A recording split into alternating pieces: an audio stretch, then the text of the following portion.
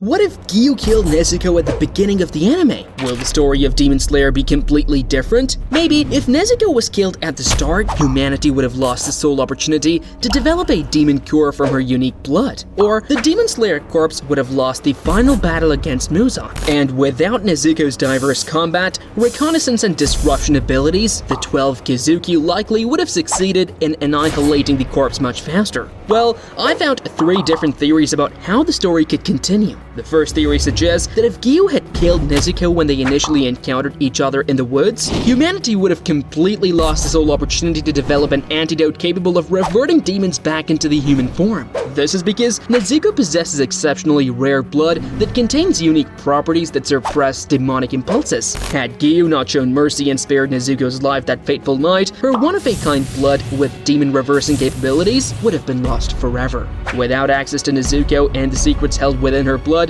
Demon Slayers would have no way of beginning research into a cure that could potentially turn demons human again. By staying his blade against the newly transformed Nezuko, Giyu unknowingly secured the single ray of hope for humanity to reclaim itself from the demon's scourge. Though he had no way of knowing it at the time, Giyu's decision to protect Nezuko would prove to be instrumental in setting Demon Slayers on the path to developing an antidote. If he had simply carried out his duty and killed Nezuko per the code of the Demon Slayers, her bloodline and its unique properties would have perished alongside her.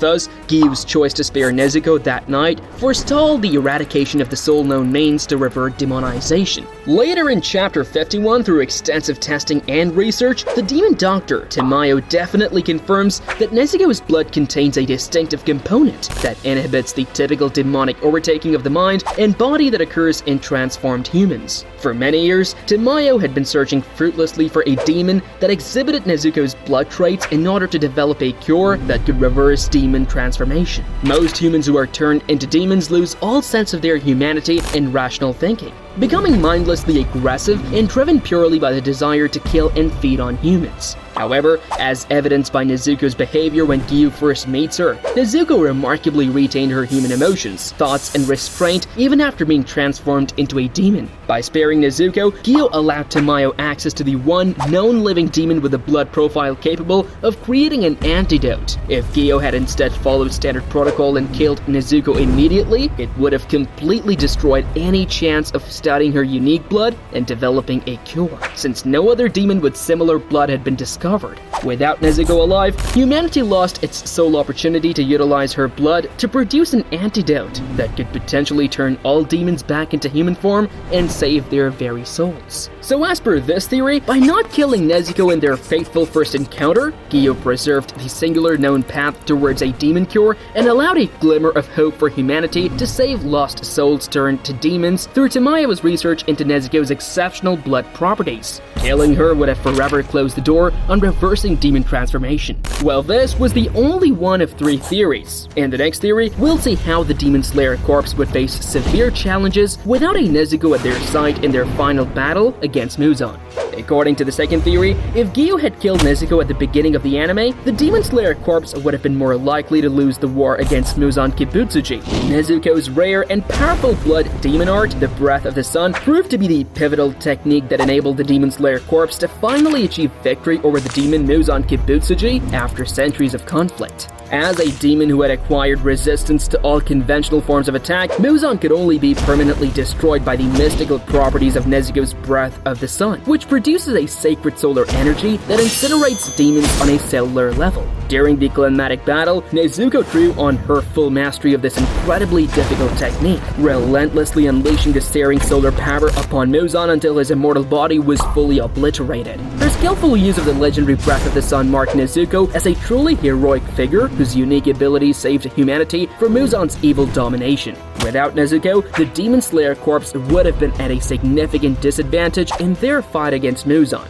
They would have lacked a way to permanently kill him, and they would have been forced to rely on temporary measures that would only delay his inevitable. In addition to her combat abilities, Nezuko also played a vital role in motivating and inspiring the other members of the Demon Slayer corps. Her unwavering determination and her refusal to give up even in the face of overwhelming odds gave hope to those who were fighting alongside her. Nezuko's presence was a critical source of hope and determination for the Demon Slayer corps in their desperate struggle against Muzan Kibutsuji. As the demon's immense strength and Muzan's ruthless evil took a heavy toll, the Slayer's morale was often tested to the brink. But Nezuko, a kind-hearted demon who resisted her own violent urges to fight alongside humans, stood as a powerful symbol that fueled their will to keep fighting. Her unique existence as a demon allied with humans reminded the Slayers that victory, no matter how difficult, was possible. Without this beacon of hope, the Slayers may well have lost their resolve, surrendered to despair, and allowed Muzan to conquer the world with his demonic army. Nezuko's inspirational role kept hope alive and enabled the corps to persevere through their darkest hours until they ultimately achieved victory.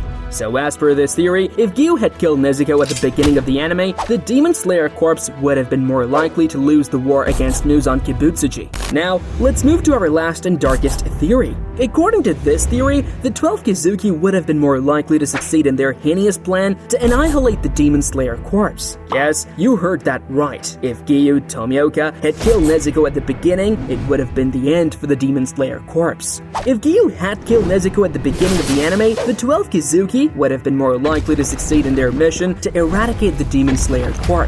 If Giyu had carried out his original plan to kill Nezuko when he first encountered her and Tanjiro, it would have dealt a major blow to the Demon Slayer Corps' chances against the 12 Kizuki. Without Nezuko's blood-burst ability to match the enhanced strength of the upper-ranked demons, the Hashira would have struggled mightily in one-on-one battles with the likes of Akaza, Kokoshibu, or Doma. Many more pillars likely would have perished, with the Corps losing their most experienced and strongest fighters early on. The Hashira helped form the backbone of the Corps forces, and losing more of them quicker would have severely hampered the organization's effectiveness and ability to continue waging war against demonkind.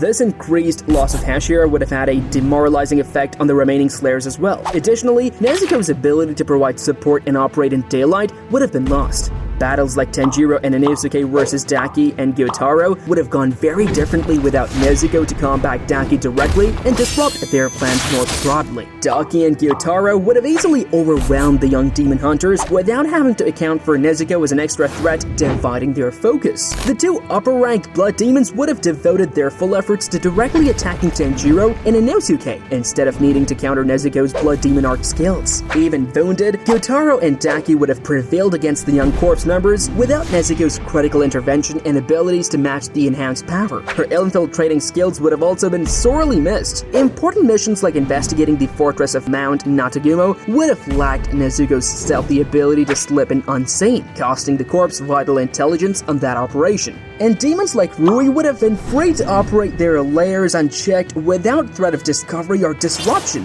Nezuko's espionage-like skills provided unique recon capabilities that no other Demon Slayer could replicate. This allowed the Corps to gain valuable intel on demon activities they otherwise would have struggled to gather on their own. Finally, Nezuko's immunity to sunlight allowed her to master the breath of the sun style and face even the strongest of demons thanks to its effectiveness. This ultimate technique would have died with its sole practitioner if Nezuko had been killed early on. The Corps would have lacked a demon-powered slayer uniquely skilled via the sun breathed to battle the likes of Muzan or Kokoshibu. No other pillar would have wielded the breath of the sun's strength, losing the Corps access to skills tailored to combating the highest level threats. According to this theory, without Nezuko's contributions in terms of combat ability, disruption, reconnaissance, and special techniques, the Corps would have been severely handicapped. The 12 Kizuki would likely have fulfilled Muzan's wishes to destroy the organization much quicker and with far fewer losses of their own upper ranks. Nezuko's survival and diverse support proved essential in the Demon Slayer Corps' ongoing war against the powerful demons. But what would have happened if Nezuko was not turned into a demon? Well, that's a subject for another video. Click on it to see it. Click it.